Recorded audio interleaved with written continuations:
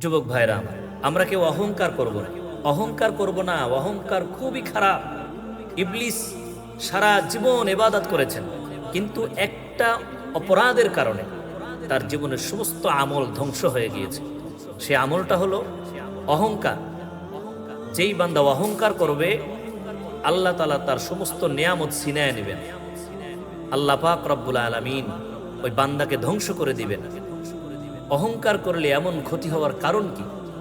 তার কারণ হলো যে আল্লাহ পাক রব্বুল আলামিনের রহমতের একটা চাদর, তার গায়রাতের একটা চাদর তার শরীরের উপরে, কুদরতি শরীরের উপরে, ওই চাদরটার নাম হলো অহংকার। যখন আল্লাহ তাআলার এই গায়রাতের চাদর কেউ টানাটানি করে, তখন আল্লাহ বিরক্ত বোধ হন, আর তখনই আল্লাহ পাক রব্বুল আলামিন রাগান্বিত হয়ে যায়।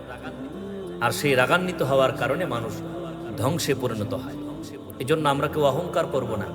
আমাদের কি আছে? আমরা কিছুই না, আমাদের কিচ্ছু নাই। আমি তো আমার না। আমার টাকা আছে, গাড়ি আছে, বাড়ি আছে, সম্পদ আছে, আমার চেহারা সুন্দর, আমার সব কিছু সুন্দর না। এই সব সুন্দর সবকিছু আল্লাহ আমাকে দিয়েছেন, এজন্য আল্লাহর প্রশংসা হবে। কিন্তু আমরা কোনোদিন অহংকার করব না। ৫ ওয়াক্ত নামাজ আমাদের পড়া জরুরি। যুবক ভাইরা আমার, আমরা ৫ ওয়াক্ত নামাজ পড়ব।